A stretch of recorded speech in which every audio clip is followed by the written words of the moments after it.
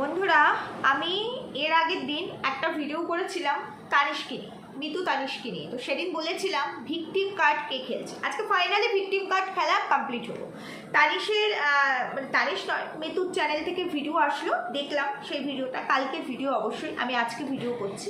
সেখানে সে তার নর্মাল স্বাভাবিক লাইফস্টাইলে যা যা কাজকর্ম, সেটাই অ্যাক্টিভিটিস, সেটাই তুলে ধরেছে, সেটাই আর কি দেখালো। খুব ভালো লাগলো, কারণ সে একজন ব্লগার, তার কাজই দৈনন্দিন কাজকর্ম যতটুকু দেখানোর মতো ততটুকুই দেখাবে, সেটাই হচ্ছে তার কাজ। কিন্তু আমার কথা, আমি যদি আমার কোনো কিছু অন ক্যামেরা, পার্সোনাল লাইফের, আমার প্রাইভেসির মধ্যে কোনো কিছু যদি অন ক্যামেরা তুলে ধরি, তাহলে সেটা যদি এমন কিছু হয় যে কমপ্লিকেটেড কিছু, সেটা যদি আমার লাইফে সলভ হয়ে যায়, তাহলে সেটাও আমার ভিউয়ার্সদেরকে জানানো উচিত। একটা কমিউনিটি দিয়েছিল দুদিন আগে মিতু, যে তানিশ বাড়িতে ফিরছে না, তানিশ বাড়িতে নেই, তাকে ফোন করে পাওয়া যাচ্ছে না। তারপরে একটা ভিডিও দেওয়া হলো এবং সেখানে কান্নাকাটি ছেড়ে আর কিছুই নেই, যে তানিশ নাকি বাড়িতে ফিরছে না, ফোন ধরছে না, রাত হয়ে গেছে, বাচ্চা দুটোকে নিয়ে কী করবে। তারপরে তার শাশুড়িও ছিল না, ছিল তার ননদের বাড়িতে। তো সে কারো সাহায্য না নিয়ে ওয়াইটির প্ল্যাটফর্মে সাহায্য নয়, কন্টেন্ট করতে এসেছে, কন্টেন্ট সাহায্য নিতে এসেছিল, ভালো কথা। কিন্তু আমার কথা হলো, যখন সবটাই জানিয়েছে, তারপরে মানুষ সেটা নিয়ে কথা বলেছে, কেউ কমেন্ট করেছে, কেউ ভিডিও করেছে যারা ক্রিয়েটার। তো যাই হোক, সেগুলো নিয়ে কথা বলার পরে ফাইনালি তারপরে একটা কমিউনিটি দেওয়া হলো যে তানিশ ফিরে এসেছে। না, তানিশ বাড়িতে নেই, সেটা কমিউনিটিতে দেয়নি, আমারই ভুল হয়েছে।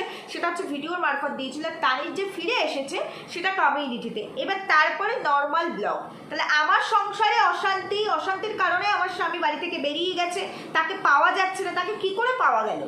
তাহলে পরে সে কোথায় ছিল? ফোনটা ধরছিল না, এখন কি ফোনটা ধরেছে? কোথা থেকে তাকে আনালো? সে কি নিজে থেকে ফিরে এসেছে? না, ডিটেলসে যেতে বলছি না, যতটুকু জানলে অ্যাটলিস্ট আমরা যারা উল্টো দিকে দেখেছি, আমরা তাদের ভিডিও দেখি, আমরা তাদেরকে যারা কমেন্ট করেছি, যারা ভিডিও করেছি, তারা বুঝতে পারবো, সেটুকু বোঝানো তাদের দায় ছিল না। ভিকটিম কার্ড খেলা হয়ে গেল, ইনকাম নেওয়া হয়ে গেল। কারণ নর্মালি ডেইলি লাইফস্টাইল দিলে যে ভিউজটা হয়, ফ্যামিলি পরিবারের কেচ্ছা দিলে ভিউজটা তার 3 ডবল হয়। এটাই কিন্তু ওরা করে বেরিয়ে গেল। কেন বলছে এই কথাগুলো সব বলবো, তার আগে একটু ইন্ট্রো দিই। Hello my lovely viewers, welcome back to my channel Dimpi lifestyle. বন্ধুরা, আমার সাথে থেকো, পাশে থেকো, চ্যানেলটিকে সাবস্ক্রাইব করে লাইক কমেন্ট শেয়ার করো। দেখো, সিম্পাথি এমন একটা জিনিস না, যেটা মানুষকে ইমোশনালি অ্যাটাচড করে, বাট সেটা কন্টিনিউ চলতে পারে না। আজকে মিতু তানিশের চ্যানেলটা যখন উঠে এসেছিল, যখন থেকে মানুষ দেখা শুরু করেছিল, তখন তাদের ভিডিওর মধ্যে অনেক সৌন্দর্য ছিল, মানুষ ভালোবাসতো, মানুষের ভালো লাগতো। এই জন্য আজকে 2 লাখের কাছাকাছি, 2 লাখ হয়নি সাবস্ক্রাইবার, এখনও পর্যন্ত অ্যাচিভ করতে পারেনি। এরা তো বড় ক্রিয়েটার, মানে বড় ব্লগার, একটা সময় ভালো ভিউজ ছিল এদের। কিন্তু এই সিম্পাথি, মানে খাটবো কম, অলসতা দেখিয়ে শুধুমাত্র সিম্পাথি নিয়ে চ্যানেল তুলে লাখ লাখ টাকা আয় করবো, এই প্রবণতা যদি কারো ভেতরে ঢুকে যায়, তাহলে সেই চ্যানেল ধীরে ধীরে নষ্ট হয়ে যায়। তার জলজ্যান্ত নিদর্শন হচ্ছে গিয়ে এই মিতু তানিশের চ্যানেলটা, যেটা কিনা এখনও পর্যন্ত মানে সেইভাবে, আর এখন এই টাইমে দাঁড়িয়ে সেইভাবে ভিউজ গেইন করতে পারছে না, যেই ভিউজটা একটা সময় তাদের চ্যানেলে ছিল, এখন আর পাচ্ছে না। তারা কিন্তু সেম অ্যাক্টিভিটিস দেখাচ্ছে। এবার কি বলে তো, যত দিন যায় না, সব কিছু আপডেট হয়, নিজের ক্রিয়েটিভিটিকেও আপডেট করতে হয়, আমার ডেইলি লাইফস্টাইলটাকেও একটু সুন্দর করে তুলে ধরতে হয়। এদের মধ্যে সেটা নেই, তার সেটা করতে গেলে এডিটে খাটনি বেশি, একটু কষ্ট করে ক্যামেরা করতে হবে, সেই কষ্টটা করব না। আমি বসে বসে ওই কোনো রকম একটু কিছু দিয়ে ইনকাম করব, এই প্রবণতা যদি কারোর মধ্যে ঢুকে যায়, তাহলে সেই চ্যানেলের কন্ডিশন এইরকমই হয়, প্রথমত। দ্বিতীয়ত, উল্টো দিকে তানিশের যে 2 দিদি আছে, তার মধ্যে কল্পনা একজন। তো কল্পনার মতো ভিডিও করে, ও ওর মতো ভিডিও দেয়, ওর মতো করে। তবে মাঝে মাঝে ওদের আবার 2 জায়ের ফ্যামিলি কোন্দল বেরিয়ে আসে ওদের মধ্যে, এটাই হিট করে। মানে সেইভাবে এরাও কেউ চ্যানেলটাকে তৈরি করতে পারেনি, কিন্তু ওই যখনই ওই ফ্যামিলির কোন্দলগুলো সামনে আনে, তখন একটু হিট করে। তো এগুলো এদের এক একজনের না ক্যারেক্টারে চলে এসেছে। উল্টো দিকে প্রিয়ার ক্ষেত্রেও তাই, সেম একই জিনিস করে। যখনই ভিউজ ডাউনলোড করেছে, তখন প্রিয়া এদিকে লাকি নিজেকে তৈরি করতে পেরেছে, এবং যথেষ্ট মেটার মধ্যে মানে মেধা আছে, ট্যালেন্ট আছে, পরিশ্রম করতে পারে। কিন্তু পরিশ্রম করতে পারার মধ্যেও একটু শো অফ করার ব্যাপারটা অনেক বেশি আছে, এটা মানতেই হবে।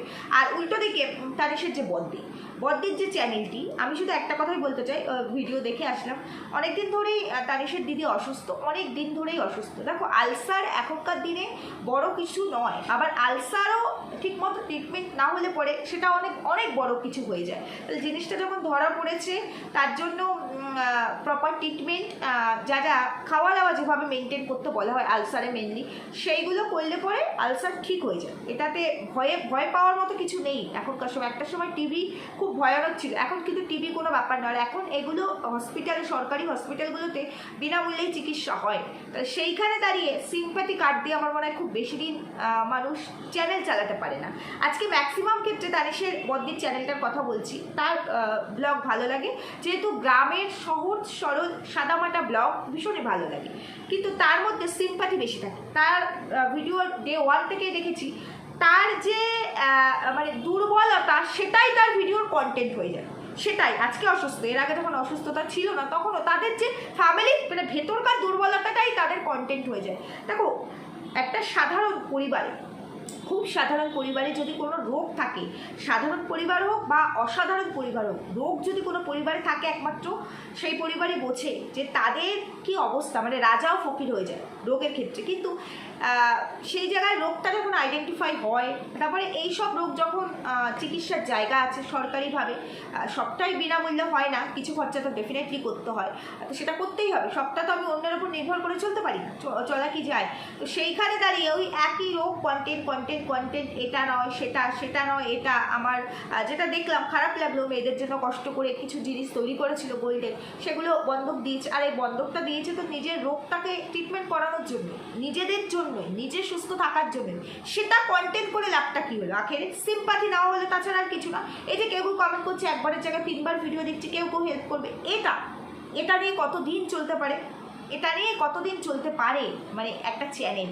তার চাইতে এমন কিছু করা, মানে ওই ব্লগিংয়ের মধ্যেই একটু সুন্দরভাবে মানুষ যাতে অ্যাট্রাক্ট হয়, আমার ভিডিও দেখে, আমি ইনকাম করে এখান থেকে নিজের ট্রিটমেন্টটা করতে পারি, সিম্পাথি দিয়ে নয়, সেই চেষ্টাটা করা বেশি ভালো। কিন্তু না, এরা কেউ সেই চেষ্টাটা করে না।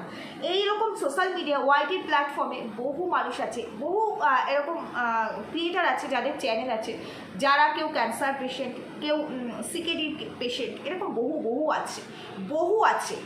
তারা কিন্তু দেখা গেল বাড়িঘরও তাদের বিক্রি হয়ে গেছে, নিজেদের আর কিচ্ছু নেই, কিন্তু তারপরেও অন ক্যামেরা এসে তারা এইভাবে বলে না আমার এটা হয়েছে, আমার এটাই ভরসা এখন ইউটিউব, এখান থেকে না হলে আমি পারবো না, আমার হেল্প চাই, এরকম কথা কিন্তু তারাও বলে না। যাদের লক্ষ লক্ষ টাকার প্রয়োজন, লক্ষ লক্ষ টাকা যাদের বেরিয়ে গেছে, তারাও বলে না।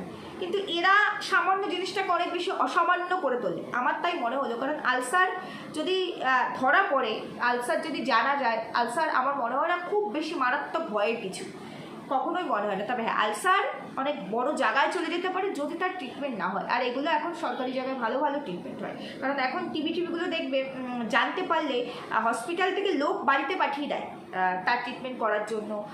তার মানে মেডিসিনগুলো সব ফ্রিতে আসে, ফ্রি অফ কস্ট। তার ডাক্তার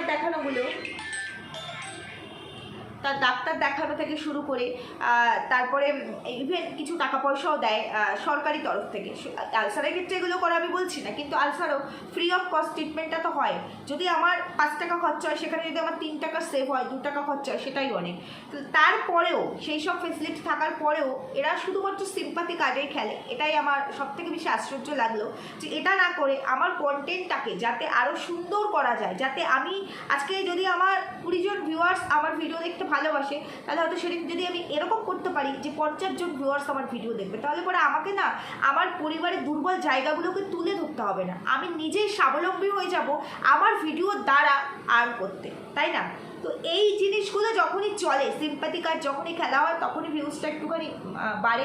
আর ফ্যামিলি কোন্দল যখনই এরা দেখায়, তখনই ভিউজ বাড়ে। তাছাড়া ওভারঅল ভিডিওতে ভিউজের রেটিং অনেকটাই কমে যায়, তো ঠিক যখনই কমে যায়, তখনই এরা এই ধরনের ক্লিক বেটগুলো খেলতে থাকে। যাই হোক, এটা যার নিজস্ব চয়েস, সেখানে কিছু বলার নেই।